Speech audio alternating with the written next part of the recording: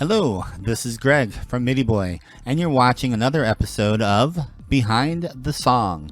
Today, we're going to talk about the song Where Would I Be, which was originally on the album Reboot. Now, originally, this song was named something different, and it has a little bit of a story to it. But before I get to that, I want to talk about something else first. I'm actually getting ready to leave on vacation. We're coming back Friday. So I wanted to make sure I gave one last plug to my Kickstarter campaign. The link is down below. And we're going to go over it a little bit and kind of talk about some of the different reward levels. And if you haven't pledged yet to it, please consider doing so because as you can see, there's only 5 days left and we're about $144 short if I'm doing my math correctly. It looks like I am. So anyway, let me pull that up here. As you can see, the various reward levels. Like I said, you can for $10 you can get the entire album, which is 16 songs, or 15, at least 15 songs, hopefully 16. And really, that's a great deal in and of itself. So anyway, enough on the campaign. Let's get back to Behind the Song. So this, like I said, this song's called Where Would I Be? Originally, it was called I'd Be Damned. And at the last minute, I changed it to Where Would I Be?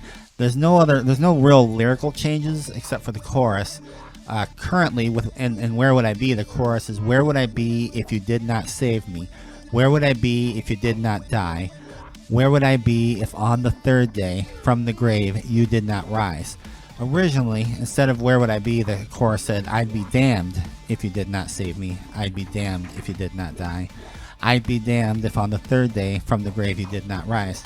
The reason I changed it is because at the time that I wrote this song, we were in the process. We had just adopted two girls.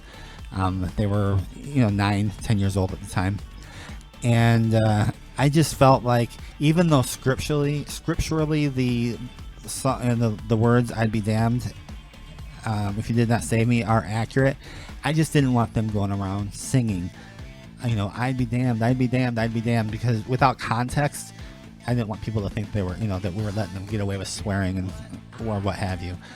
The reason I actually thought about putting it back to the original version on this album, and instead of Where Would I Be, I'm calling it I'd Be Damned. But after thinking about it, it's like, am I really doing that? Am I doing that to be controversial, or am I doing that, to raise eyebrows? And I really didn't want to do that. Even though it's not really controversial, I didn't want people to think that I was doing it to be on the edge or whatever. So I kept it to Where Would I Be? Like I said, even though there's no problem with the lyrics the other way. There's, actually basically says that right in the Bible. I decided to leave it Where Would I Be? Now musically, this song got quite a treatment. Originally, I kind of took out the middle section of the original version, kind of revamped that whole thing, brought in a little bit more of a modern electronic and the modern rock sound to it. And the ending I also shortened quite a bit, and the ending was a little bit crazy in the original version, so I kind of just reinvented the ending. I did leave the Middle Eastern guitar/sitar sound because I thought that was super cool, but this time I actually played it rather than use a loop. So and I think it sounds a little bit crisper this time, and it's just a little bit better. Anyway, that's it for this song. Like I said, I'm heading out for vacation in just a few minutes. I will be back on Friday, so there won't be any more of these videos this week because of that. However, I'm hoping to come back to see that the Kickstarter campaign funded, so we can get this CD out to everybody. And thank you one more time for listening, and I'll see you next time. Bye-bye.